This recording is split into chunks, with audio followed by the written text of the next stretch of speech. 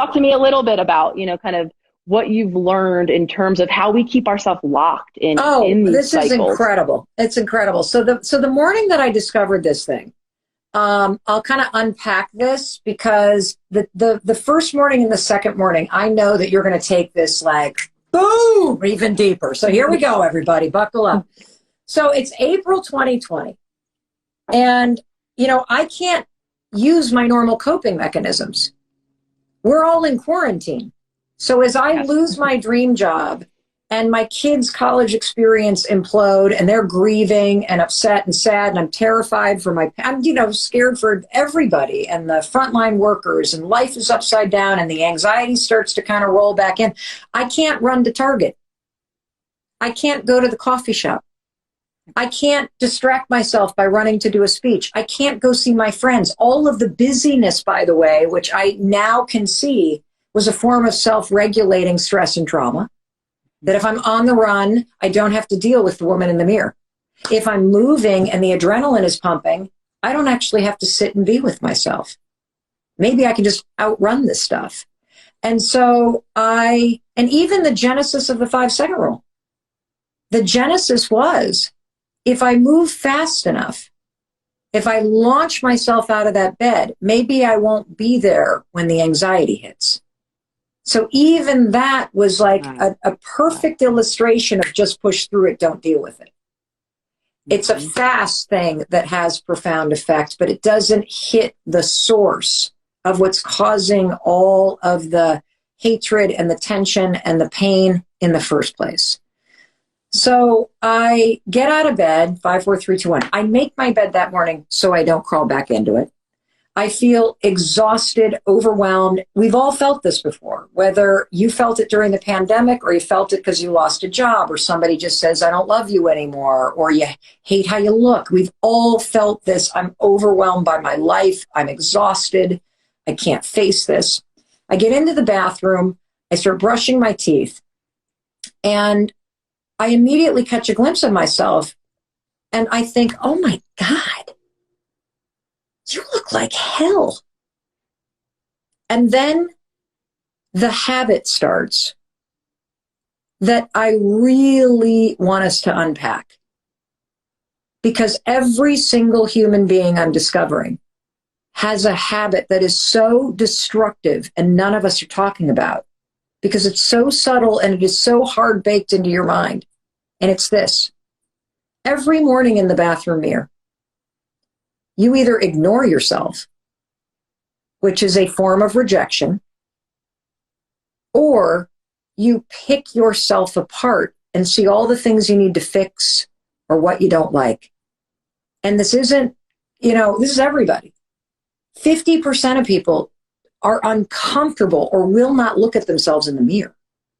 I'll admit, I raised my hand. Took me a very long time to really, truly, and there's still discomfort there, of looking at myself. And I used to tell myself, well, it's okay. I know how I feel in my body, and that's my marker. I feel good today, and that's all I need. I don't need to look at that mirror. Not really understanding that I was in that active avoidance. Something felt very intimate, very vulnerable.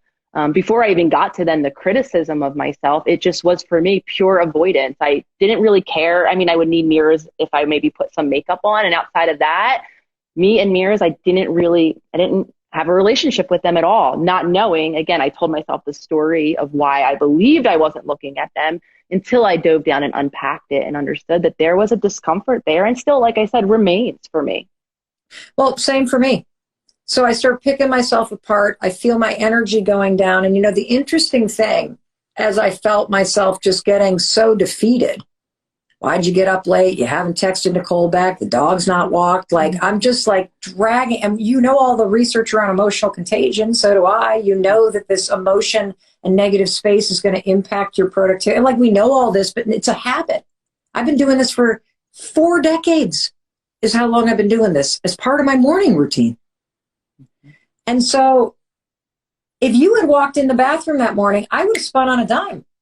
I'd have been like, Nicole, I know this is terrible. I'm so sorry you're going through this. You don't deserve this. But if anybody can face this, you can. What do you need? I would have lifted you up. I could not think of a thing to say. And here's the thing, I wouldn't have even believed it because it didn't match how I was feeling. And I don't know what came over. I honestly believe it was the universe, the divine source saying, all right, we're ready for this. Because it is so cheesy on its face.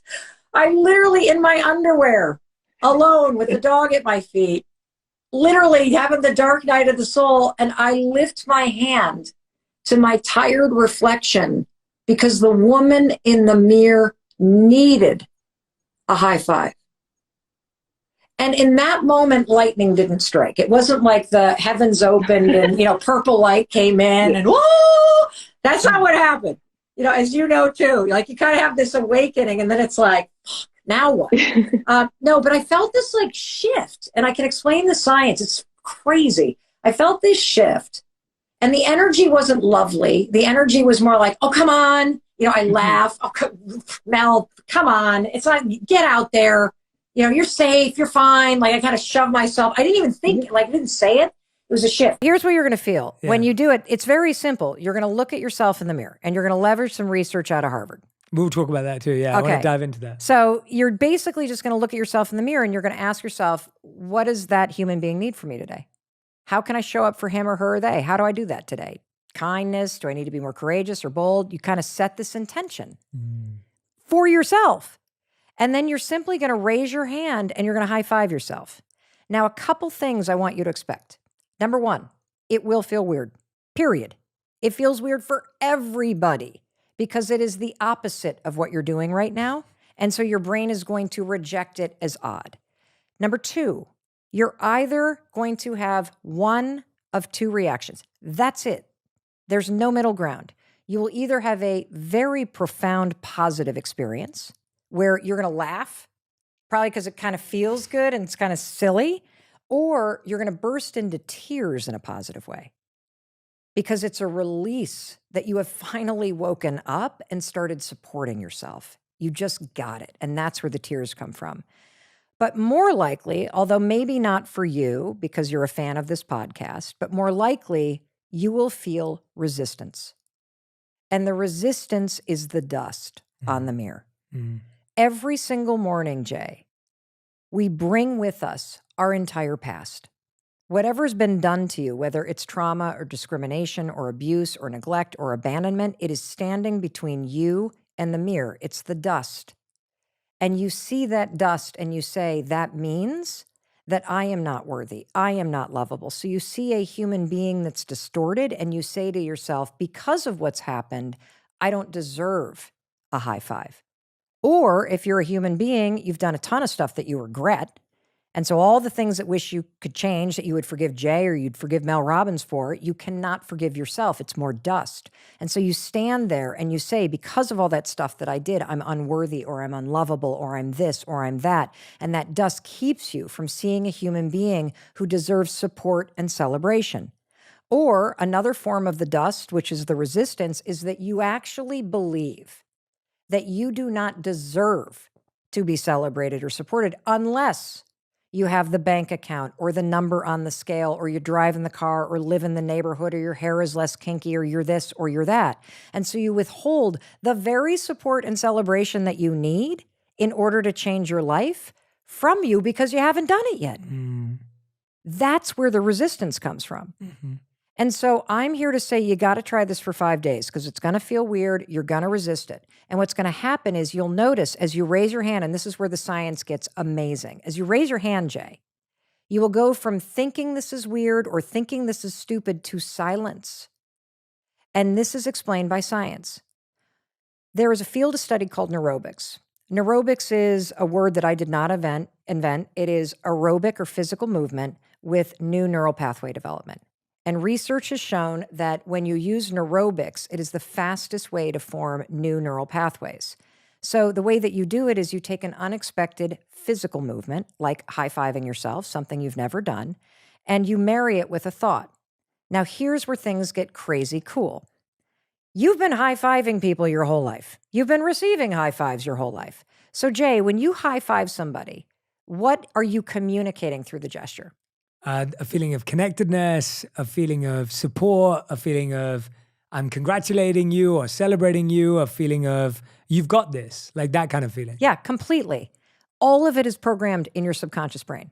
Mm-hmm. When you go to raise your hand to high five somebody, I can never high five Jay and go, you're a jerk. Jay, I don't like you. Jay, I hope your tea, which I'm a founding club member of, really fails. You can't do it. Yeah. Because the programming is already in your brain. Yes. So you cannot look at yourself in the mirror and think terrible things while you're high-fiving yourself because your brain won't allow it. Right.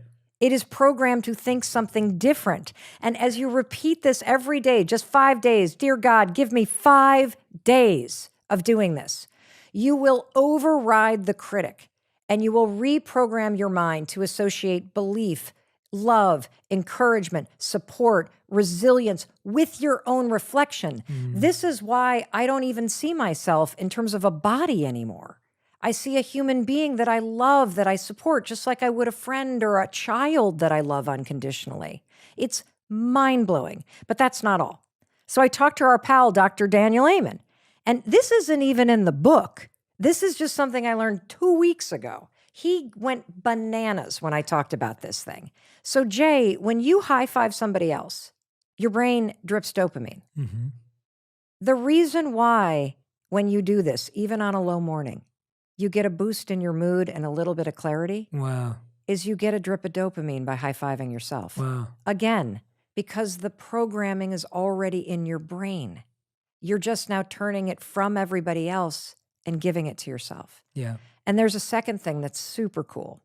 So Dr. Amen was explaining, he said, Mel, when you leave the bathroom, you feel kind of peppy, right? And I'm like, yeah, it's kind of weird. He said, well, let me tell you what that is. He said, your nervous system is encoded with celebratory energy.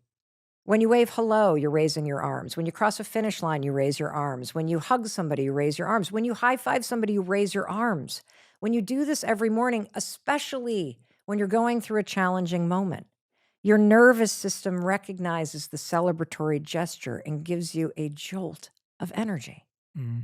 Is that not incredible? I have studied morning routines, journaling methods, the science of productivity. It has taken me 3 years to figure out the perfect morning routine journaling method. It takes me less than 5 minutes. Less than 5 minutes. Each prompt in the journaling method is backed by science. It is designed to make your mindset more powerful. It's designed to give you control. It's designed to leverage the world's most powerful research around focus and around happiness. And literally, it takes you less than 5 minutes. I'm going to walk you through step by step this week the science behind each one of the prompts. I invite you to print this out. I invite you to go to the 5-second journal and look at the science. And I invite you to think about what's working for you so you can create a morning routine that really empowers your mindset. Because I don't want you to wake up in the morning and immediately let the world in. You're under siege all day long from the world, from your friends, from your work, from your emails, from your social media, from the television, from the 24-hour news cycle. Your dreams deserve 10 to 30 minutes in the morning for you to get your head on straight, for you to focus yourself on things that are positive, for you to figure out how to build momentum and make progress on something that matters to you today, and for you to work on building your deliberate way of thinking so that by doing so, you're going to reprogram your default network in your brain so that your mind automatically starts filtering the world in a way that works for you.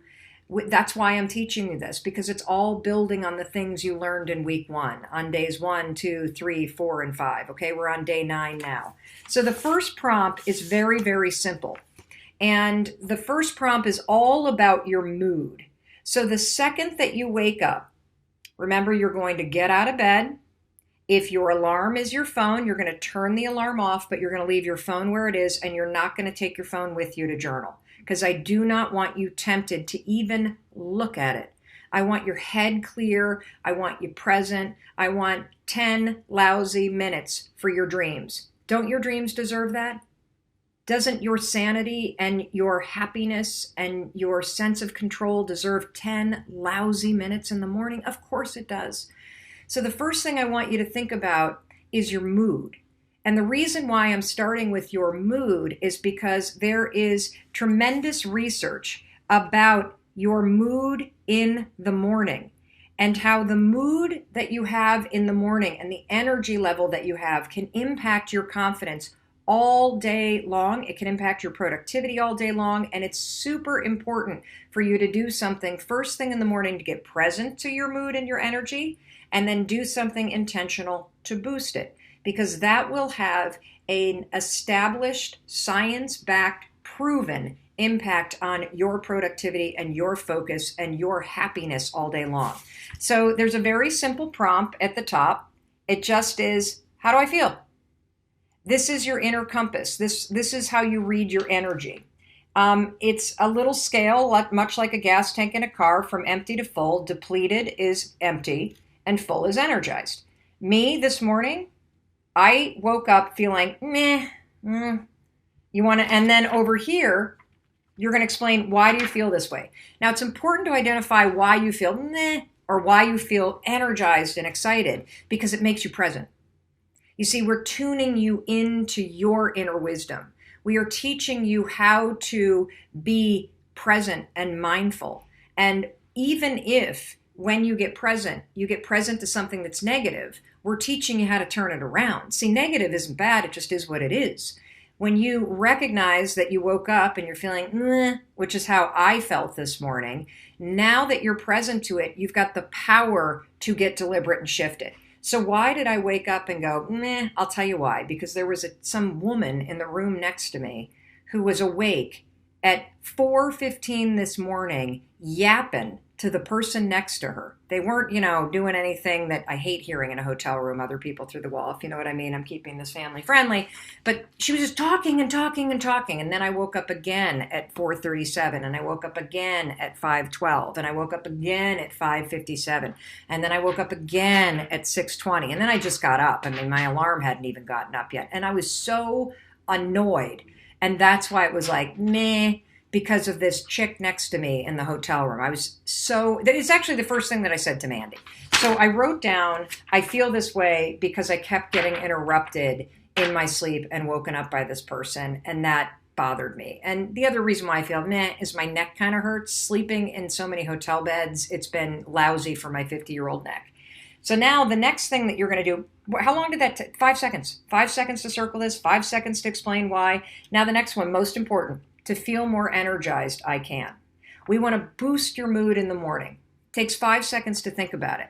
So I wrote down, I'm going to get up and exercise. So my business partner, Mandy, and I, we schlepped our way to a Soul Cycle class, a 45-minute spin class here. It was, I'm not in spin shape. That's what I learned this morning. But let me tell you, it boosted my energy. So in just those 3 5-second questions, I have leveraged very profound and powerful science around mood to take control of my mindset. I could have easily in my old life woken up, been interrupted by some woman next door to me in the hotel all night long, been annoyed about it, carried that like, oh, I didn't get enough sleep, all through my entire day. All through my entire day. How many of you have done that? You got a lousy night's sleep, or somebody interrupted you when you're sleeping in a hotel, like what happened to me, or the dog barked and had to go out at 3 o'clock in the morning, or maybe one of your kids came home after a night of partying and then you were upset and you had to deal with that. And then you went back. And so you wake up and your mood is lousy. And then all day long, you basically make one moment where you wake up in a bad mood become a bad day. You're not going to do that anymore. That's the power of a mindset reset. And that's why you're going to start with mood when you wake up. It's really an interesting trick of the mind. And like you, I have this similar sense of, I want to be able to want it for people. Yeah. And the one thing in my life that I am very grateful for is that I know how to build desire. I know how to go down the process of wanting something. What is that process for you of desire? Because what I've found in this book is, here's the thing for most people, and I'm hoping that your process will attack this. What I've discovered that is heartbreaking is the average person cannot celebrate themselves. I'm going to ask everybody who's watching this to tomorrow morning stand in front of the mirror. We're going to unpack this whole thing and try to high five yourself. And most Really people, fast, give people the science behind why that's meaningful. So I have this habit of every single morning, I stand in front of the mirror and I take a moment and I raise my hand and I give my reflection a high five. And there is so much science behind this. So instead of seeing yourself, right, and having this moment in the mirror, you know what the average person does? First of all, we beat ourselves down. So I would look in the mirror for 40 some years and be like, oh my God, my freaking jowls look like saddlebags on a goddamn horse going in the Grand Canyon. My eyes my neck is only striped. My one boob's hanging lower than the other. I look like shit, my gray hair. Like I start bringing myself down. And when you start going down that road with your reflection, then your thoughts go to, I didn't get to that email. I forgot to text Lisa back. Oh my gosh, the dog still needs to be walked. I've got 9 minutes for my first Zoom call. You're now checking out. And that moment in the mirror every morning could be a profound moment where you lift yourself up and you check back in with your intention. So the first piece of research, and this is recent from Harvard Business School, is that a simple moment in the morning where you set an intention about who you're going to be today impacts productivity, how you show up as a leader. It impacts your confidence. It impacts your mood all day long. Just that simple moment of setting an intention. So that's research number one. Instead of standing in front of the sink in your bathroom and criticizing your appearance or mindlessly going on autopilot, check back in and let's teach you to make it a habit to lift yourself back up. I hope you guys enjoyed this episode brought to you by our sponsors at Athletic Greens. To receive a free 1-year supply of vitamin D and 5 free travel packs with your first purchase, visit athleticgreens.com/impact theory. Enjoy the episode. Second piece of research, and this comes from a whole field of study called neurobics. Neurobics is like aerobics for your mind. I didn't make this up. This is literally, you can speed up the development of new neural pathways by marrying physical activity with a change in thought. And so traditionally, I know you've covered this on your show. If you, for example, were to brush your teeth, I'm a right-hander, if you were to brush it with your other hand and think a new thought, the fact that your brain is focusing on brushing with your non-dominant hand activates more focus on the new thought. It accelerates the learning. So you take neurobics, a physical activity with a different thought, and let's talk about a high five, for example. What does a high five mean to you?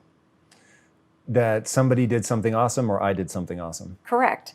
And if you think about the times in your life when you've gotten a high five, it's because somebody's like, Tom, you're amazing. Tom, get your attitude out of the can. You got this. Tom, you're going to make this shot. Tom, we can still win. I believe in you. Keep going.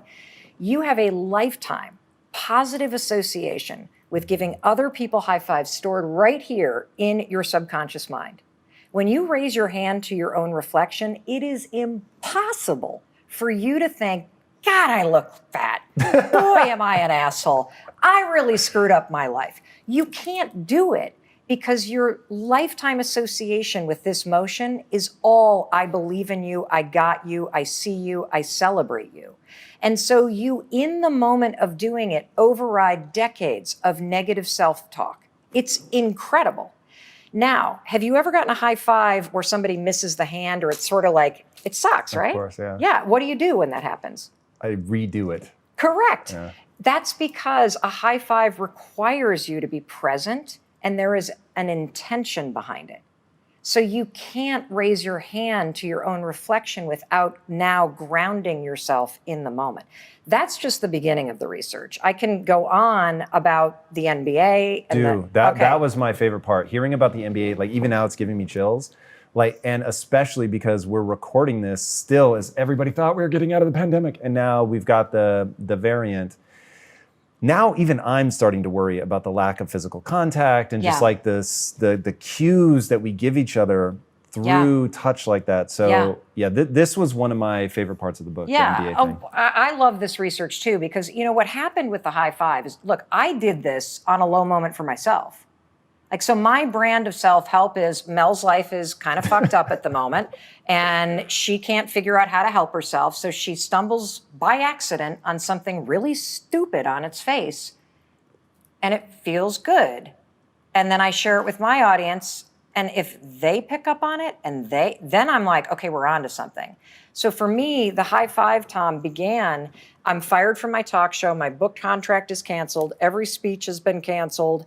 My kids are now home. So we've got 3 kids, 22, 20, age 15, all in varying states of distress. I am triggered because my origin story, as you know, from being on the show and us being friends, the 5-second rule was 12 years ago, losing everything. And so I'm now having this feeling like I'm about to lose everything. And I'm also feeling like I'm losing grip on reality as the pandemic is hitting and as my kids are in distress. And I don't know what to do, just like everybody on the planet. I find myself in my bathroom one morning in my underwear, and I am having this spiral of negative thoughts. I look like shit. I don't know how to fix this. I wish somebody would solve this for me. I feel overwhelmed. I feel scared about my parents' health. I feel scared about everybody on the front lines. And even though I'm literally, like you, somebody that empowers other people, I didn't know what the fuck to say to myself. And as pathetic as it sounds, I found myself just raising my hand, just in a way to basically be like, shut up, Mel. Come on, girl. You, like, put your shoulders back, lift your you got this. You can do this. And something shifted, and I went on with my day. And then the next morning, I walk into my bathroom, and this is the other weird thing about the high five. I've literally either criticized myself or ignored myself in the mirror for decades.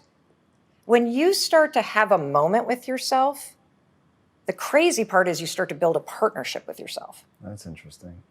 Like, you know, when you are pulling out of your driveway or you're walking down the street and you see a neighbor and they greet you, you will start to have that experience when you create this intentional moment with yourself in the mirror every morning. And so as I started to do this, I thought, this is actually making me feel like the wind is at my back when I leave the bathroom. It's making me feel just like when you leave a huddle in sports and you high five, or you're a runner running a race or doing some big endurance challenge and some spectator high fives you, or another racer's like, come on, you got this, as you're dragging down low. It gives you a little energy. Like, I think too about this high five a lot. Like, I know you're friends with David Goggins. I'm a huge fan of Goggins. And I know there's a lot of people that watch this show, especially men, that are like, this sounds kind of stupid. This is the equivalent of Goggins' cookie jar moment. So we all think, like, we've all been raised like, tough love, hard on myself, this, bullshit. The research is clear on this. Being hard on yourself is not fucking motivating. It's demotivating. And if you already feel like a failure, or you feel a sense of shame, or you're overwhelmed, beating yourself up for where you are does not fucking work. It drives you into the gutter. The most motivating force in the world, on the planet, based on research, hands down, is empowerment, encouragement, support, and celebration. And for our entire lives, we have outsourced that to somebody else. The research is very clear. So the NBA study, they did this big study looking at NBA teams. And they could predict in the study who was going to be in the championship rounds based on, in the preseason, what teams had the most high fives, fist bumps, and back pats. Why? Because those kind of gestures create partnership and trust. And I'm here to tell you, when you start doing it in the mirror, you're creating partnership and trust with yourself. And so, one of the things that I love about this is that in a moment when you feel alone, you can give yourself the boost, the support, the empowerment that you need to keep going. And here's another piece of research that's also like, holy cow. You're a big proponent of the growth mindset. You guys talk about it all the time on this show, right? So researchers wanted to know, what is the most empowering way to motivate kids through a really big challenge, okay? They divide the kids into 3 groups. This takes the marshmallow test to a whole nother level. You got one group of kids that are doing a challenging task and they're getting the fixed mindset praise, which we all know does not work. Oh, Tom, you're so smart. Oh, Tom, I love your glasses. That's going to help you. Oh, Tom, you got a great smile. Oh, Tom, I just love so much about you. I know you can do this. So that's one group. The second group gets the growth mindset kind of praise. Tom, you are such a hard worker. Tom, your perseverance is unbelievable. Tom, you just keep going. That does better, obviously, than telling you that you're smart because it makes you motivated to work hard. The third group, they just got a simple high five. The researchers didn't even say anything to the kids. They just walked up, gave them a high five. The group of kids that got a simple high five outperformed, outworked through all of the challenges, all of the other forms of praise. Why? Because a high five is something deeper than praise. It fulfills your most fundamental needs as a human being. When somebody high fives you, you feel seen, you feel heard, and you feel like somebody has acknowledged you for the unique person that you are. Let's just talk for a second about the things that go viral. You can always find going viral a teacher standing outside of a classroom doing what? Greeting kids with individual handshakes. And we see that and we're like, oh, that's amazing. Why? Because every one of those kids before they walk into the classroom feels seen, they feel heard, and they feel acknowledged for the unique individual that they are, all through a simple handshake or high five. And one of the reasons why I'm so excited about this is because in starting to just kind of put it out there very casually on the story, in the very beginning, because I've been researching this now for a year, I started to get back all of the objections that people had to doing it. And they're fucking sad, Tom. And this gets to the heart of why I think so many people are stuck. One of the biggest objections that people had to standing in front of the mirror, take a moment, look at yourself, and then raise your hand, is people said over and over and over again, I haven't done anything worthy of high-fiving. High-fiving feels like a celebration. I don't have the number on the scale that I want. I don't like my bank account. I don't enjoy what I do for a living. I've made a shitload of mistakes. I'm struggling with trauma. I don't have anything to celebrate. And what I realized is people are making a fundamental mistake. You are withholding the very support, empowerment, and celebration that you need to change and to do the hard work and to face the things that you're scared of. And that's why you're not changing. This is so interesting. So I'm going to push you on this. I'm super curious because one of the things I love about you is you're so blunt and honest about, hey, if you want to have self-worth, you have to do things that you think are worthy. I'm a huge proponent of that. And yet I do recognize that you have to let yourself off the hook to really get started. So how do you help people anchor on something? Is it just, hey, it's the fucking neurochemistry of the situation, you have to do it? Yeah, pretty much. Because if you can't stand in front of the mirror and raise your hand and high five yourself just because you got your ass out of bed and you're breathing, you will never get what you want in life, ever. There is something in the resistance to it. And if you unpack the resistance, you will find the reason why you don't have what you want.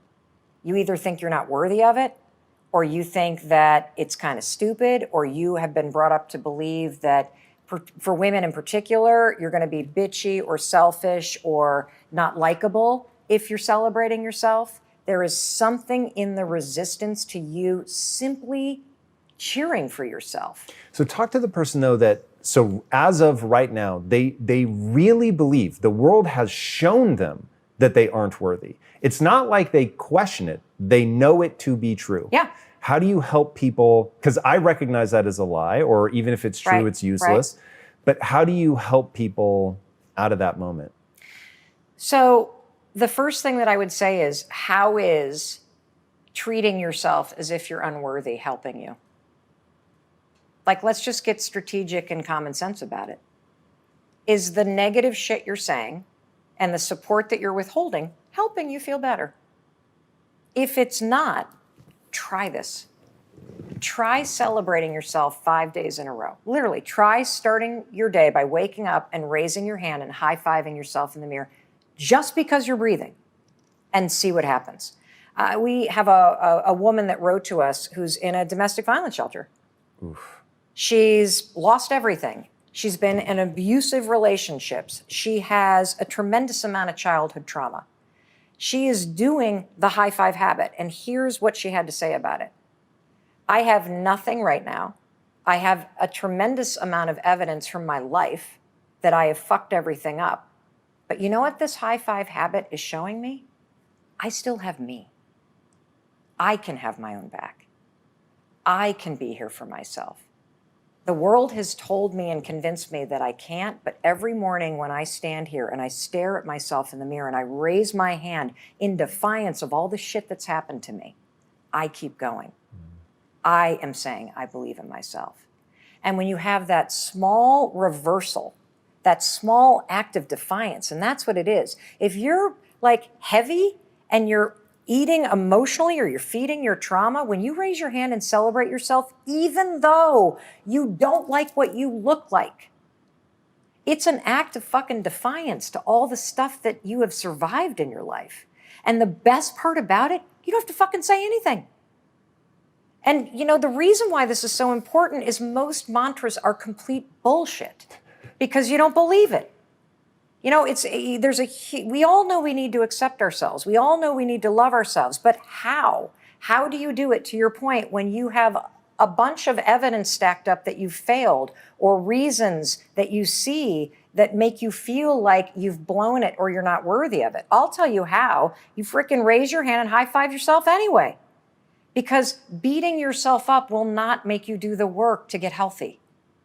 And tearing yourself down over the shit that you've done or the terrible relationships that you're in, it's not going to empower you to change the patterns that are keeping you stuck.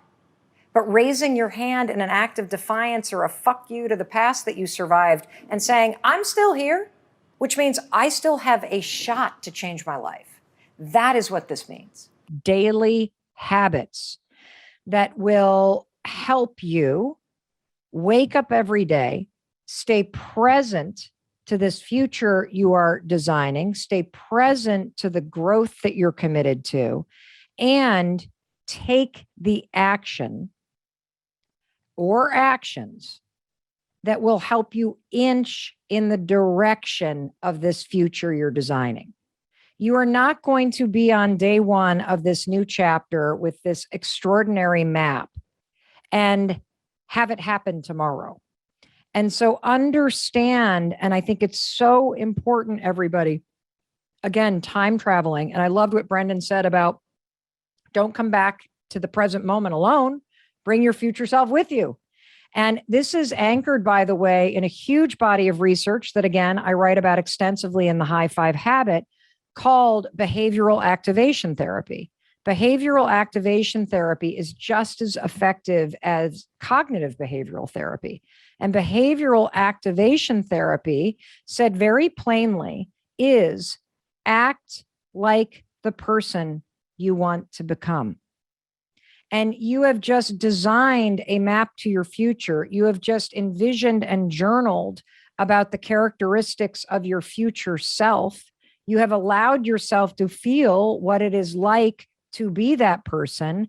Now bring that future self back to the present moment and act like the future self you want to become. This is very different than faking it till you make it, because fake it till you make it means you don't know what you're doing. When you bring your future self back to the present moment and you intentionally and consciously act like that person, you're not faking anything. You're just taking new actions that align with the direction that you want to be headed in. And based on all the research around what they call BAT, behavioral activation therapy, acting like the person you want to become is the fastest way to become that person, because not only are you taking the actions that get you toward what you want, but your brain sees you acting differently. So it starts to relate to you differently. It's super powerful stuff here. And so, you know, I'm going to give you 5 habits that I practice on almost a daily basis. I'd say these are definitely things I do every single day. I mean, are there emergencies in life? Absolutely. Are there days where I have a hard time shaking off what's going on and grabbing on and flipping into a high five attitude? Yes. But the 5 daily habits that I have, and then, we'll go to Brendan, and I'd love for Evan to weigh in. And these are things that help me stay on course. These are things that help me move toward what I want. These are things that help me act like my highest and best self, no matter what's going on. These are the daily habits that have made a profound difference in my life. And so the first habit that I use at least once a day is the 5-second rule. And you all know it. You count backwards, 5, 4, 3, 2, 1. And the counting backwards acts like a giant push to help you push through resignation, self-doubt, insecurity, whatever it is that the momentary block or hesitation is. 5, 4, 3, 2, 1 always gets the job done for me. And I use it once every day because, true story, I know many of you have heard me say this, but I invented the 5-second rule 13 years ago to get out of bed during one of the worst moments of my life. 13 years later, I still use it, 5, 4, 3, 2, 1, to get out of bed. And I think, Evan, you were talking about this. I think I saw this in a training that you did or one of your videos, or maybe we talked about this on our Instagram Live. There's all this research about the fact that if you repeat a behavior for a certain number of days, that it'll become a habit. That may be true, but I believe that if you don't like doing it, it may never become something that's automatic. And that's why I love the 5-second rule. 13 years later, everybody, I still hate to get out of bed. I know intellectually lying in bed is the worst place for me to be. I know intellectually laying there and thinking about the day, worst place to be. I know intellectually I should get out of bed. I know the research about the snooze alarm and not hitting it, but I still don't like to. And so I still, 13 years later, everybody, feel resistance every morning when the alarm rings. So every day I use the 5-second rule, 5, 4, 3, 2, 1 to get out of bed. And oftentimes I use the 5-second rule, 5, 4, 3, 2, 1 to exercise. I also use the 5-second rule, 5, 4, 3, 2, 1 to put my phone down and put it in a basket in our kitchen so that I don't live in what psychologists call the gray zone, which is where your phone is on you all the time and you're, in your life, never able to disconnect. So one daily habit, I'm going to do all 5 of mine quickly, and then I'm going to kind of pass it back to Brendan and see also what Evan has to say about it. 5-second rule. Push me through stuff, or 5, 4, 3, 2, 1 in the periods of my life or the days that I don't want to drink. 5, 4, 3, 2, 1, I'm pouring myself a mocktail instead of pouring a gin and tonic or grabbing a glass of wine. The second thing that I do forever, every day, ever since discovering it, is I use 2 of the tools every single day from the high five habit. And these have had the single greatest impact on my entire life. Profound. Completely changed how I relate to myself. I obviously am a very positive, outgoing, energized, authentic, real kind of person, but I have forever been extraordinarily harsh and critical and demeaning and relentless in my own head, just beating the hell out of myself. And it wasn't until I discovered the high five habit that I reprogrammed my whole brain and broke the habits of self-hatred and self-rejection and self-criticism. And so the first habit, obviously, is high-fiving myself in the mirror. I never leave a bathroom. And I never start my day without being with the woman in the mirror and giving her a high five. That's number 1. And number 2, the high five to the heart, which is pressing on your vagus nerve right here. I write about this in all the science in chapter 13. High-fiving your heart is a way to flip your sympathetic nervous system, which is your fight or flight and anxious nervous system, off, and flip on my parasympathetic nervous system, which is your resting, cool, calm nervous system. And you need to know how to do this because you cannot leverage the cognitive functioning of your prefrontal cortex and your conscious thinking if your nervous system is on edge. So if you're struggling with focus, if you're struggling with a sense of clarity, if you're struggling with the ability to direct your attention or to be productive, if you constantly feel on edge, you have to read chapter 13 of this book. You press right here, you take a deep breath, and then you simply say, I'm okay, I'm safe, I'm loved. In fact, a couple days ago, if you look at my Instagram account, you'll see that I was doing a live stream, everybody.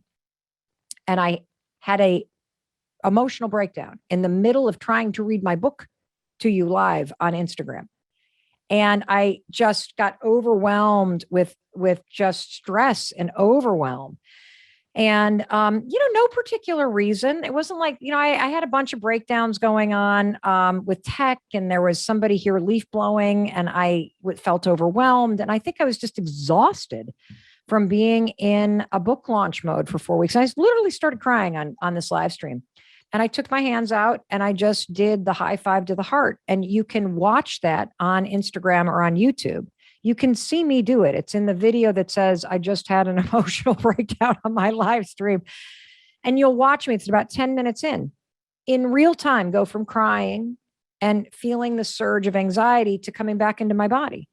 And so literally, I begin my day with a high five. And I also begin my day by flipping off my stressed out nervous system and coming back into my body and turning on my calm, resting nervous system so that this sucker right up here works. And so that I don't feel on edge. I feel confident in my skin. The other thing that I do as part of my journaling practice is I freeform write down as part of my journaling practice. And by the way, those templates for the journaling practice are available for free. You can download them. We've got them in the back of the book. No kidding. The journal isn't even out yet. And I've got journaling templates for free in the back of the book that you can photocopy, you can tear out, you can use. But one of the journaling practices that I do is I write down 5 things that I want, 5 dreams. And I do it every morning without limiting myself and without shrinking it. And one of the things that I'm writing down right now, there's 2 things, and you can write down different things every morning. You can write down ways you want to feel. They can be dreams about somebody else, like that you want somebody to heal from their battle with cancer. They could be something that you want, like the brand new handbag that's coming out. They could be something enormous. Like for me, what I've been writing down a lot recently is I literally want to be the number 1 female podcaster in the world. That's what I want to do.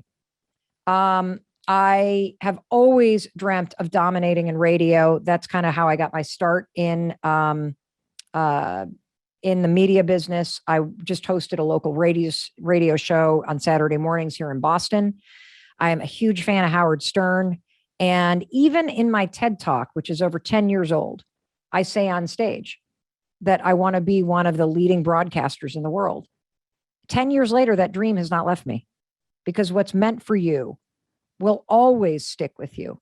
So you got a choice, people, either be haunted by it or actually lean toward it. And so I write down every day, I want to be the number 1 female podcaster in the world. And the other thing that I have been writing down recently, and it changes, but the podcast thing has not changed, is there's this particular house in this town that we rent in every summer in Rhode Island. And the family has owned the house for 100 years. And I cannot afford this house right now. I will be able to afford it, but I can't afford it right now. I literally write down that, and I write the address that it'll be mine. And this is a super important practice because so many of us don't even give ourselves permission to dream. And it's a way to train your mind to start to spot opportunity and spot the things that you want instead of resting in default on all the reasons why you can't have it. I see Brendan has joined us. Do you want to chime in on those 3 things, or do you want me to finish the other 2? No, finish your 2. I'm loving it. I'm taking notes with everybody. So then the 4th thing that is a daily habit is, this comes from research at Harvard, where they looked at, I think it was 14,000 journals that they had people take at work, where people journaled about their experience at work and, kind of what days and what weeks had the deepest meaning and engagement for people. And they came to realize that kind of the one factor, other than having a manager that really cares about you, that increases your engagement and fulfillment at work is whether or not you believe you're making progress on something that matters to you. And so this article and research study at Harvard Business labeled this the progress principle, that really fulfillment and meaning comes down to whether or not you're making progress on something that matters to you. This also, by the way, connects back to something I shared earlier, that achieving your dreams doesn't make you happy and fulfilled. Working on them does. And so I want you to adopt the progress principle. And I want to bring it back to what I said originally, which is the first step is drop a pin and know where you are. And then you've got all these tools now to envision where you want to go. And then we need to build a bridge. And the only way that you're going to build this path or this bridge between where you are and where you want to go is you're going to lay a path. And I like to think of that path like it's being laid by bricks. And so how do you bridge the gap between where you are and where you need to go? This beautiful brick path that you're going to be on, you're going to lay it brick by brick. We're going to use the progress principle. And every day, all you got to do is lay a brick. And how do you lay a brick? You just do something a student would do. You watch a YouTube video about the subject. You sign up for a class. You attend a class. You watch a training like this. You read a page in a book. You follow somebody new on social media. You lay a brick by doing one thing every day that it could take less than 5 minutes, everybody. It could be journaling about the thing that you want. You lay a brick every day. And one day the brick's over here. The other day the brick's over there. The next day the brick is right here. But you use this research from Harvard Business School, the progress principle. And I typically, so in my journaling practice, I write down the 5 things. And then I also identify what's the one thing I'm going to do today that matters to me, that's worthy of the high 5. That's my brick that I'm going to lay. And in the podcasting, I'm really busy laying the bricks right now with the podcasting stuff. That is my biggest project for 2022. That and starting a series of events. But biggest thing for me in 2022 is actually launching this podcast. And right now, what am I doing? I'm a student of it. And every single day I lay a brick on the path between me and where I am now and going live with one. And there are a lot of bricks to lay, everybody, because I am a student of what I want to dominate in. Even when I achieve being the #1 female podcast host in the world, I will still be a student of podcasting, because that's the only way that you stay incredible at what you do, by continuing to learn and to grow. And then the final thing, and again, this is the entire second half of this book. I have a habit that's a mindset habit that I call a high 5 attitude. And a high 5 attitude is not like you're like, yeah, every day.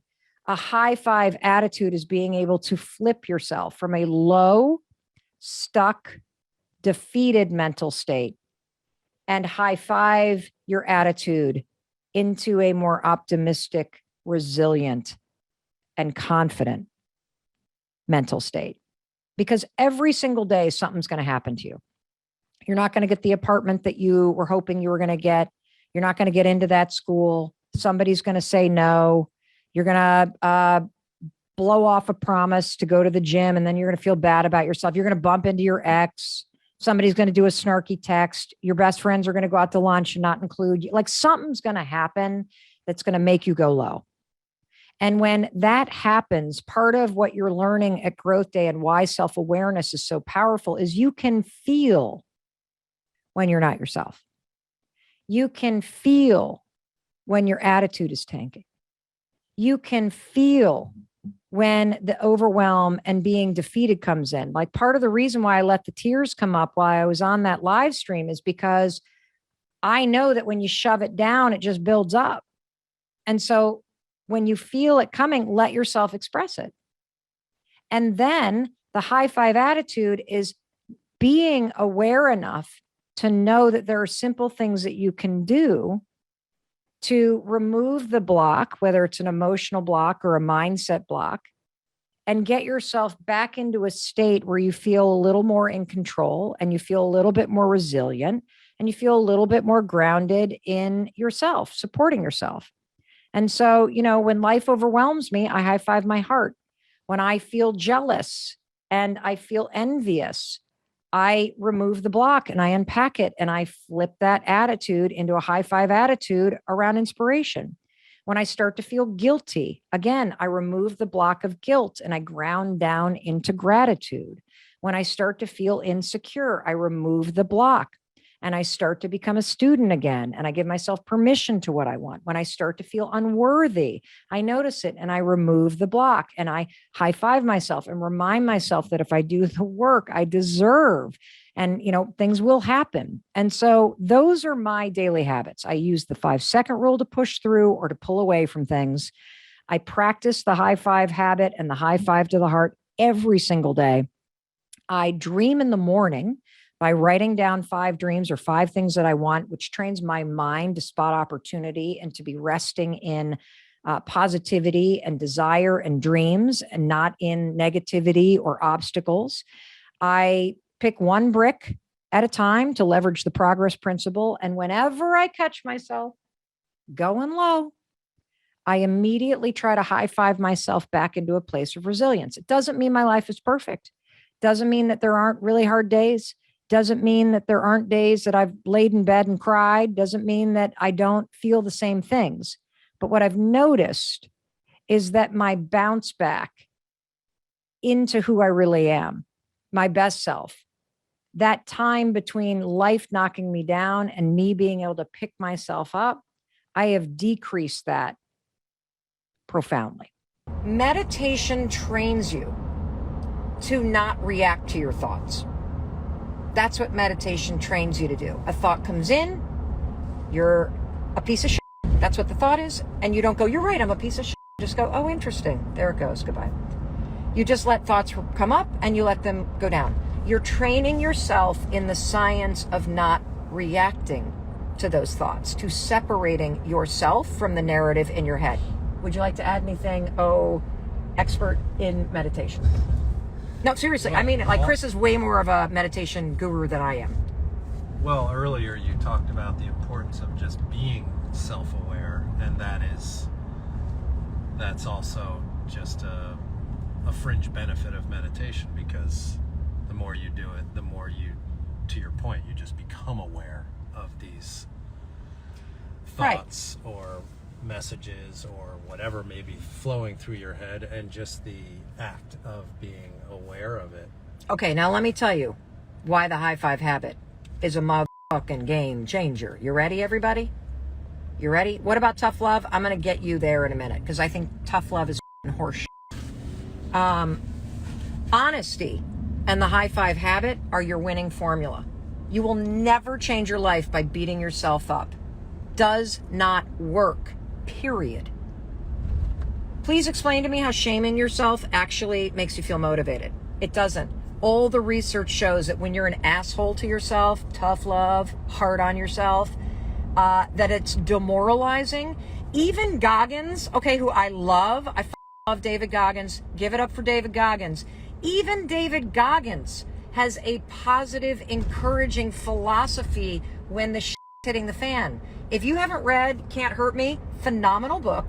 And what is the metaphor he uses as he's running his 100-mile races and his feet are bleeding and he's like, basically ready to die as he's doing it? The cookie jar.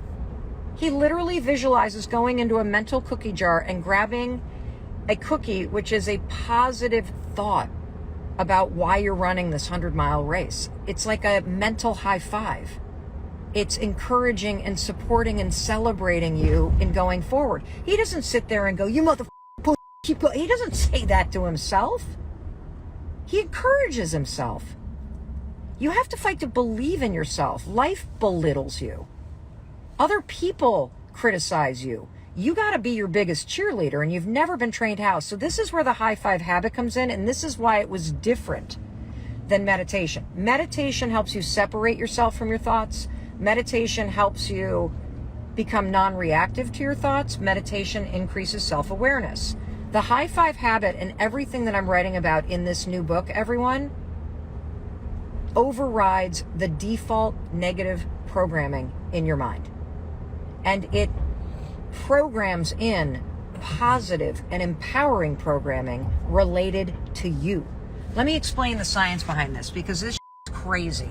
And I can say this with this much passion because I've researched this now for over a year. I've talked to the world's leading experts in neuroscience, in habits, in human behavior. Everybody that I've done a podcast with, from Ed Millett to Tom Bilyeu to Dr. Daniel Amen to Lewis Howes to Jenna Kutchner to Almost 30, to, like, the list goes on. We're doing 60 podcast interviews. Jay Shetty is next week, Brendan Burchard, everybody. Dave Hollis is tomorrow. Fern Cotton in the UK is tomorrow. It's just going on and on and on. I mean, we've got Trent Shelton coming up. We've got Anthony Trucks coming up. Like, it's so many. Glow Antonum. I mean, just Hoya Webb. I'm going to just talk to everybody about this, because everybody that hears it goes, holy shit, this is unbelievable, Mel. Here's why the high five habit is what you need. Think about what a high five means. And remember, the book is called The High Five Habit. When you buy it, go to highfivehabit.com. Buy it today. You need this book. This is the book you need right now, because the last 18 months have beaten the shit out of you. So you now need habits of picking yourself up and encouraging yourself as you pivot and you move forward. So here's why this is so powerful. For your entire life, as you've been high-fiving everybody else, the gesture has communicated, I believe in you, I celebrate you, I see you, I love you, you got this, I got your back. All that programming is already in your subconscious brain. So guess what happens when you stand in front of the mirror and you look at yourself, the person that you criticize or you ignore, and you raise your hand and high five yourself? What do you think happens when you do that same gesture to yourself? Guess what? Your brain recognizes the gesture. It flips into your subconscious and goes, oh, we believe in this person. Oh, we love this person. We celebrate this person. It's freaking bananas. It shuts off your inner critic. In fact, it's impossible. Go to a mirror when we're done and try to high five yourself. Two things are going to happen. First of all, you can't be like, I suck, and high five yourself. It's neurologically impossible. Your brain will not allow it to happen, because it cannot and will not associate that hand gesture with anything but I love you and I believe in you and let's do this. It's already programmed in your mind.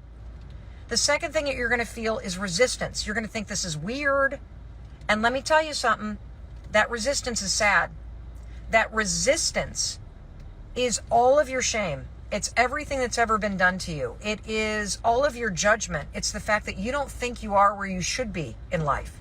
And so as you're about to high five yourself, you're going to resist doing it because you don't believe you deserve it. And see, I'm here to tell you that's sad. And the other thing I'm here to tell you is... So when you look in the mirror and you say, because I've done this, and you give yourself a high five, and immediately the thought is, well, this is so stupid. Yes. You're saying what's behind that belief that the act of giving a high five is stupid is actually your own shame. Yes. Disbelief. Yes. Tell her, when you looked in the mirror, as you're starting to high five, because you're working on stuff, when you look in a mirror, what's the nasty ass shit you have said about you, Chris Robbins, for years? Well, that doesn't... Answer. Can you answer the question so people understand that even though we're a cute couple, which people keep saying, that Chris Robbins was a heavy guy. For years, you'd look in the mirror because your restaurant business failed and you feel like you had a failed career. You would see a person who what? Was not good enough. Was not good enough. Was a failure. Oop, the wind from the AC. Turning off the AC. But hold on. I want people to hear you say it, because what would Chris Robbins think and say about himself? That you're a failure. You're a failure. So does a person who believes that they're a failure deserve a high five? Of course not. That's why you resist it, and that's why you say this is weird. It's because of your own opinion about yourself. Chris said he felt like a failure, which is why when he went to high five himself, it felt weird, because you don't high five somebody that you think is a failure. So what I'm here to tell you is I need you to try it for 5 days. I need you to try it for 5 days. And yeah, I see. I need to make money. I need to do this. I need to lose the weight. Do you think that you're more likely to make more money and lose the weight if you're supporting yourself or if you're standing in front of the mirror beating the out of yourself? Huh? True. Yeah, I know. It's so obvious. It's a miracle that nobody. Laura's on day 2 of doing it. It's a miracle nobody has actually taught us this. Chris, what did you want to say, darling? I just wanted people to understand that this shit is deep. And even people that you look at that are like, oh, they got it all together. The stuff you say to yourself, all of us, it's terrible. So what were you going to say, hon? No, I'm just drawing from this that if you, behind your suggestion is do this, but what happens is when you are doing it, often what goes through your head is, this is stupid, why am I doing this? And what you're saying is, look deeper, because what's behind that belief that it's stupid is one or many negative thoughts or stories that you have about yourself. Correct. All of which are one story. I don't deserve a high five. I don't deserve a high five because I haven't done anything worthy of a high five, or I believe that because of my past, I'm not worthy, or nor do I deserve one. Well, And- like this morning I got up Yep. and I gave myself a high five. Oh. And what went through my head was that this is stupid because I'm just giving myself a high five because my thought pattern was I said I was going to get up at 5:30 to exercise. I did get up at 5:30. Yep. So I gave myself a high five for having gotten up. Great. But I still said, this is f***ing stupid. Why am I Okay. doing this? It didn't feel good at all? Well, no. I mean, yes, but I'm just saying that shaking that belief, Yes. this is silly, Yes. is... Do you know how hard, nobody realizes how watch this kid on the bike, sweetheart. No hands on the steering. Well, yeah, he's got great balance. He's like riding down the road, no hands on his bike, holding the phone in his ear. You are the hardest person I know on themselves. So I think if I get out of bed and exercise at 5:30 in the morning, I not only deserve a high five, I need a marching band to celebrate that shit. You're like, I dragged my ass out of bed at 5:30. I tried to high five myself, and now it's stupid because I should be doing this. No. That's true. Bring a sense of celebration and enthusiasm. Support yourself, everyone. The importance of your morning routine. We have already covered the science around the way that your brain works. We have already discussed how you have a default network of neurons and neural pathways in your brain that filter the world. They allow what comes in and what comes out. We've talked about limiting beliefs. We've trained you on the power of being a deliberate thinker. We've trained you on how you think this instead of thinking that when you have very negative beliefs. And now we're in the portion of the program where we're talking about the power of your morning routine. Why is a morning routine critical for your mindset? The reason why your morning routine is critical for your mindset is a couple reasons. Number one, let's just think common sense. If you wake up and you feel horrible and you're in a bad mood and you pick up your phone or you turn on the news and the first inbound information that hits your brain is negative, or it triggers something in you emotionally that is negative, you are starting your day off on the wrong foot. And you might even have a habit that if you wake up and the day begins as a bad day, that you then spend the rest of your day convincing yourself that this entire day is a bad day. That is a major mistake. It's also not true because you get to choose how you view what's happening around you. And the second reason why your morning routine is critical is because the first 2 hours that your brain is awake are the best 2 hours for your brain all day. And so I believe that if you create a very powerful morning routine, and the one that I am recommending that you start off with, and then you make it your own. You add in things, you take away things that you don't use or that you're not going to like. But everything I'm recommending is based on the science around productivity, focus, happiness, the way that your mind is actually wired to work. And that's why I'm recommending everything that I've been recommending in the program. I will explain very briefly the steps of the morning routine, but if this is the first video you're watching, it's day 11. Go back to day 9, go back to day 10, where I really begin talking about the power of a morning routine, why it's important, and I explain the science in detail. For today's training, we're going to talk about the third step in your morning routine. So when you get to the third step, by this point, you have already woken up on time and gotten out of bed when the alarm rang. You didn't hit the snooze button. You've already turned off the alarm on your phone if you're using your phone for your alarm. You have not looked at your phone. You have not turned on the TV. You have not let any information from the outside world cross the threshold into your precious brain yet. Why? Well, the reason why is I believe that you and your dreams, they deserve 10 lousy minutes. In fact, I think they deserve an hour. But I'm just going to go with 10 minutes because I know that you can find 10 lousy minutes to focus on your dreams, to focus on becoming a deliberate thinker, to plan out your day, and to figure out what your priority is. 2 modes to your brain that you need to know about. There's autopilot. We've all experienced that. You know, you drive to work and get there and you're like, oh, who drove the car? Oh my God, like I don't even remember driving the car here. Yeah. Well, you did, Lewis, you drove the car. But the thing is that you were in the mode of your brain that's called autopilot. Well, what is autopilot? Autopilot is the interior part of your brain. You'll hear neuroscientists and psychologists talk about the basal ganglia. Very important thing to understand is that there's a part of your brain that its entire job is basically to execute your habits. Habits, big fancy word, means something very simple. Behaviors that you repeat without even thinking about it. When you pull your pants on in the morning, I guarantee you either put your left or your right leg in first. And you have to stop and think about which one it is, don't you? But not when you're putting your pants on. Right, exactly. Because that behavior is what researchers call a habit loop. Mm-hmm. It gets encoded as a closed loop system right here.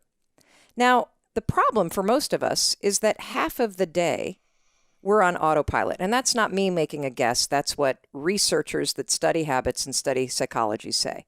That half of your day, you're basically kind of checked out and you're on autopilot. And when you're checked out and you're on autopilot, any behavior pattern that you repeat can take over. And guess what are behavior patterns that we repeat? Thinking patterns.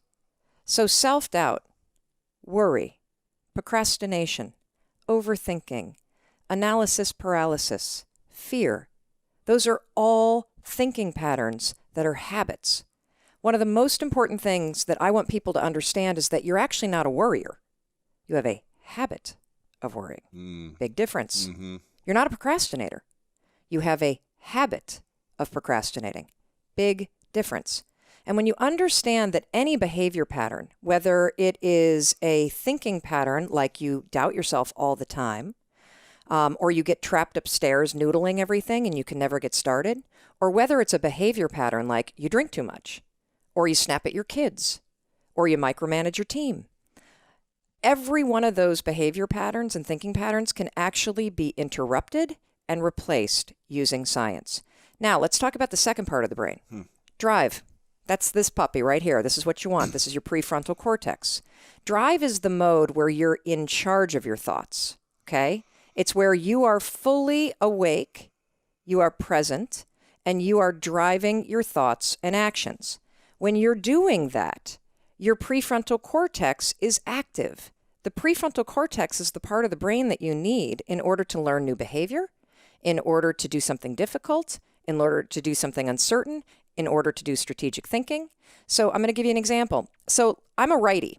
If I were to try to write with my left hand, Lewis is going to torture me and tie my hand behind my back and make me do this. I could do it. It would look like I was writing with my foot. And if Lewis came up to me and said, hey, Mel, you want some bulletproof coffee? I'd be like, Lewis, I'm trying to concentrate. I can't do this.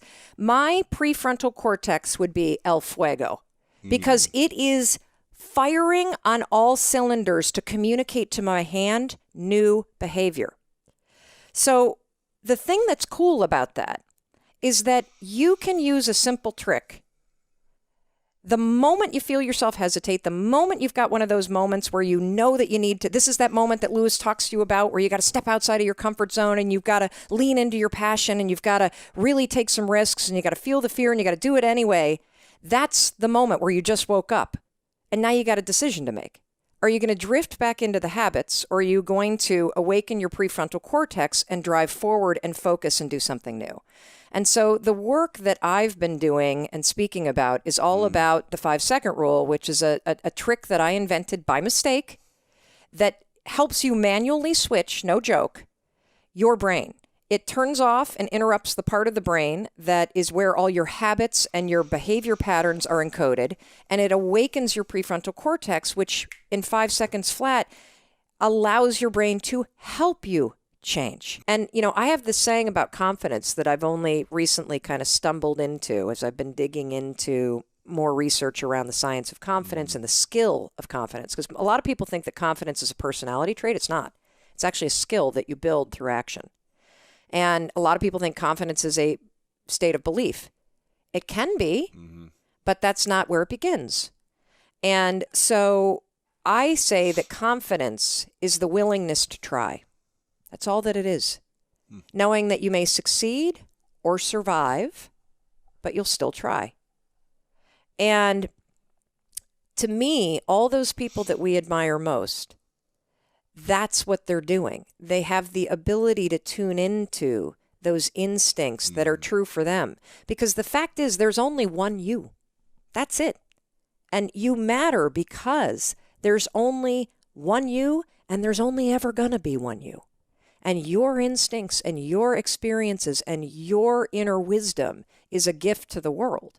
And every time that you tune it out because of the habit of hesitating or the habit of self-doubt or the habit of worrying or the habit of overthinking, you are robbing the world of that gift that you have to give to everybody. And you can use this simple, stupid, silly tool to train yourself to not only hear it, but also to develop the skill of courage to act on it. Powerful. And is there any area of your life where you feel like you lack courage still?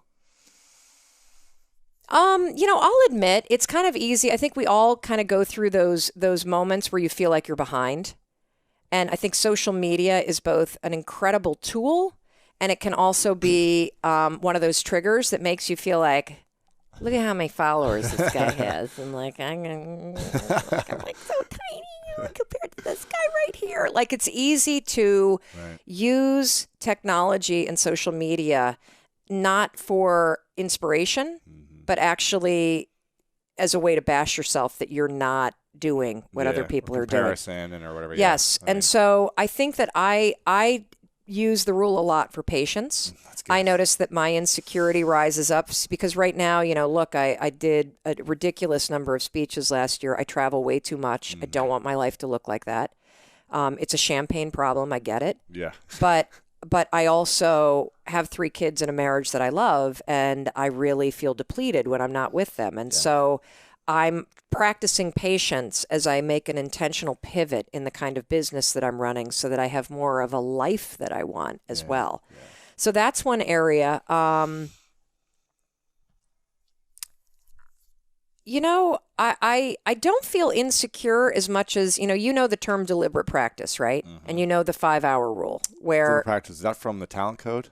Well, the deliberate practice is actually a psychological principle. I think it was in a book called The Talent Code, but yeah. Oh, yeah? Okay. Yeah. Well, it's a psychological principle that, and you know the 10,000-hour rule. I mean, deliberate practice is in sports. Yeah, so deliberate practice is this idea that, you could do 10,000 hours at anything and become an expert at it, but the way to do it faster is to do deliberate practice, which means you're practicing with the intention of improving, and there's a feedback loop. Yeah, so you do 2,000 hours as opposed to 10,000. Correct. Right. Like, for example, if you want to become an expert at guitar, learn scales.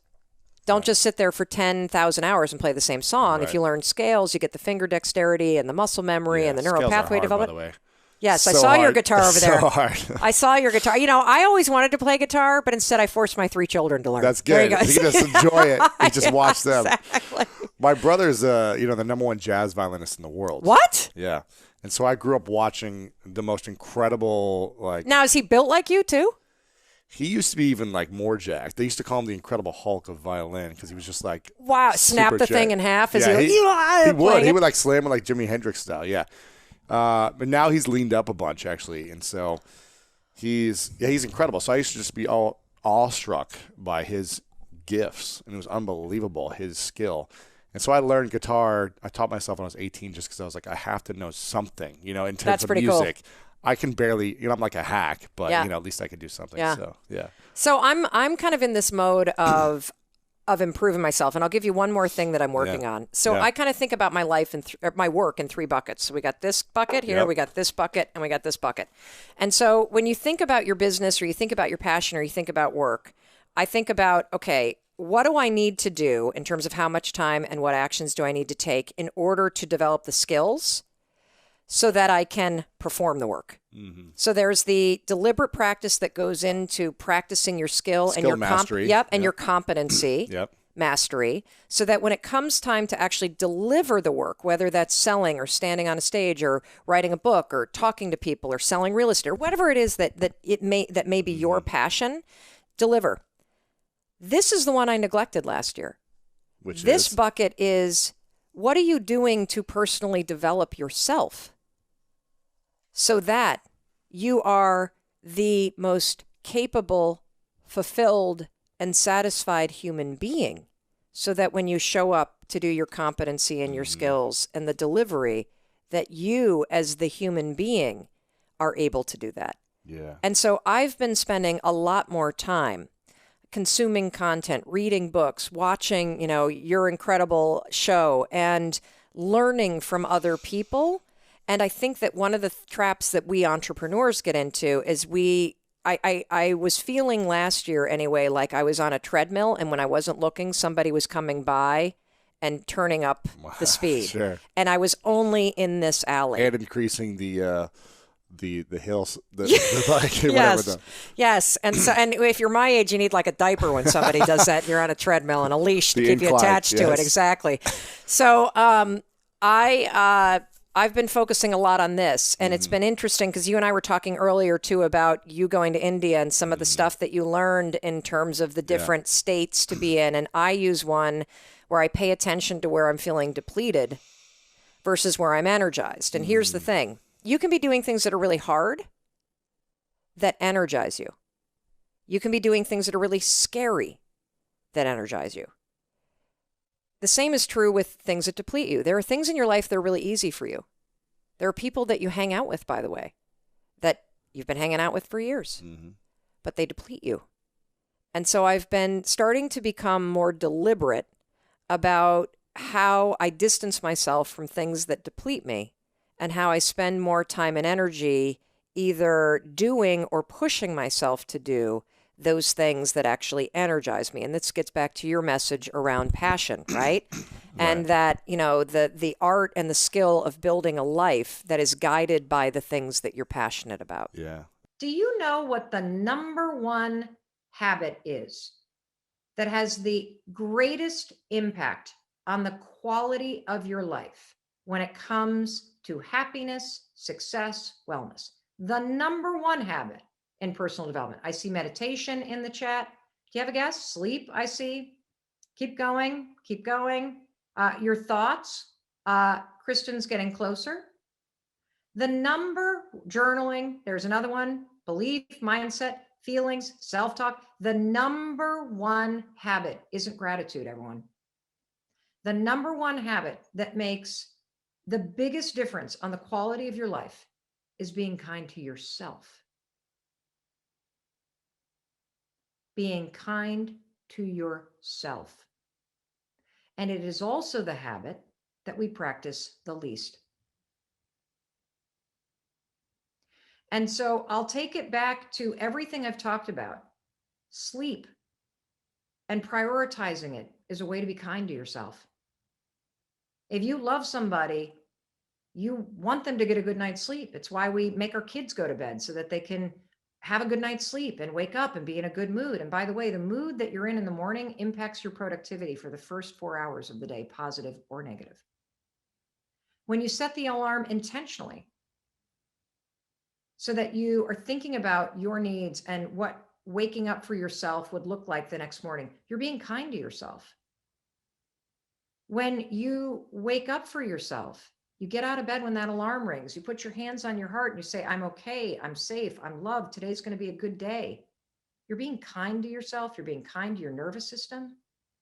When you make your bed for yourself as a gift to come back to tonight, beautiful place to lay down and sleep and dream and complete the day, you're being kind to yourself. When you give yourself a high five in the mirror, you don't just dismiss yourself or go, oh God, look at these saddlebag jowls. Oh my God, my neck and my gray hair. And oh. When you do this instead, you're practicing kindness. When you write down 5 things that you want, you would want your friend to have the things that they want. You cheer for them. But when it comes to you, you don't do that for you. So these are all teeny little habits and behavior changes that allow you to practice not only putting yourself first and building a foundation upon which you can be successful and focused and productive based on the science, but it's so much deeper than that. It's really living your life in a way where you are giving to yourself the thing that you give so freely to everybody else and that you need the most. You're seeing yourself, you're hearing your needs, you're fulfilling your needs, and you're showing yourself the kindness that you deserve. And when you feel uplifted by you, there ain't nothing that's going to stop you. So let's stop there and let's take some questions. And I think it takes a minute because you got to unmute yourself when you come on with me. Hello. Hi. Hey, Mel. Vicky here. I would like to know, how do you get back on track when someone else crashes your morning routine? Okay, give me a specific example. So this morning at 7 o'clock in the morning, my mom got out of bed. She has dementia, and she couldn't find her dog, who was laying in the bed right beside her. So that's about the time that I start my routine. You know, hadn't made my bed yet, hadn't washed my hair yet. And it was just really hard to get back on track today. I'm sure. And it's probably also hard given that she has dementia because you can't predict when that's going to happen. Correct. So let's go to the kindness piece, okay? Mm-hmm. Being kind to yourself, in my opinion, is also accepting life as it is and not making yourself wrong for the things that you need to do on a day-to-day basis to deal with your life as it is. See, we all have expectations, and I think there's a lot. I think that there are times where personal development can equal an attempt to be perfect. And that's not what I believe at all. I think we're all works in progress. I think unless you want to be a monk and live on your own, there's no way that you're going to be able to be in control every single day of your life. And that the skill, truly, everyone, is to ride the up and down waves of life and not have those waves that come crashing over take you down and leave you in a down. And, you know, we want to be more like the raft that's riding the waves. And what takes you down even further when your mom who has dementia gets up and it really just, you know, blows a hole in the way that your day is supposed to start is you mentally then start to beat yourself up for the fact that it didn't go how you wanted it to go. And the real skill in life, because there's always going to be ups and downs, everybody, always. And you don't want it any other way because confidence, resilience, courage, it's like steel. It's forged in fire. Even in those low moments, you've got the biggest opportunity to build your confidence, to build your resilience. Resilience is the ability to not let your emotions hijack you when life happens. It's the ability to ride the waves. And you have a particular reality that I don't have right now. You have a mother with dementia. And accepting that that is going to derail certain things and learning how to be kind with yourself and allow yourself to ride that wave without making it mean I suck, I blew it. Today sucks. We're off the rails. I might as well not wash my hair. I might as well not make the phone call. Now that this one thing happened, the whole thing is screwed. The real thing is, okay, we're off track for a half an hour and I only have 5 minutes now. What's the one thing I could do to ground myself? And I'm going to tell you what the one thing is. Put your hands on your heart. You've just dealt with this issue with your mom. It's upsetting because she's got dementia, which is upsetting, I'm sure. You put your hands on your heart, you go, I'm okay. I'm safe. I'm loved. Today is still going to be a good day. And then high five yourself in the mirror and get back out there. And skip the part where you make yourself wrong. Hey, it's Mel. Thank you so much for checking this video out. And if you like this one, I have a feeling you're going to like this one too. I'll see you there.